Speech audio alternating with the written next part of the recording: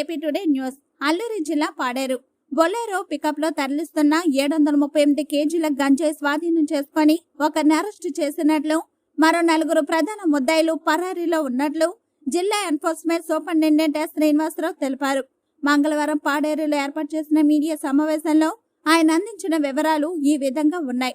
జిల్లా ఎస్పీ తుహిన్ సిన్హా ఆదేశాలు, ఉన్నతాధికారుల నుండి అందిన ముందస్తు సమాచారం మేరకు మంగళవారం పాడేరు మండలం చింతలవీధి జంక్షన్ వద్ద మాటు వేయగా ఒడిశా నుండి గంజాయితో వస్తున్న బొలెరో పికప్ తనిఖీ చేయగా గంజాయి పట్టుబడిందని సూపరింటెండెంట్ తెలిపారు. 738 కేజీల గంజాయి పట్టుబడిందని, ఈ ఘటనలో జోలపుట్టు గ్రామానికి చెందిన పాంగి గురు అనే ముద్దాయి పట్టుబడగా మరో 4 ముద్దాయిలు పరారీలో ఉన్నట్లు తెలిపారు. పట్టుబడిన గంజాయి విలువ సుమారు 74 లక్షల రూపాయలు ఉంటుందని తెలిపారు.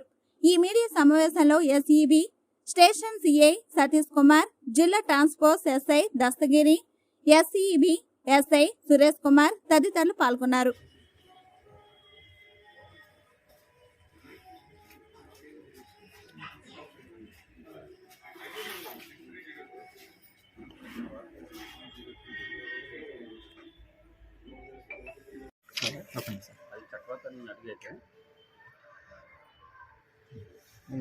ఒకసారి ఉన్నాడు సార్.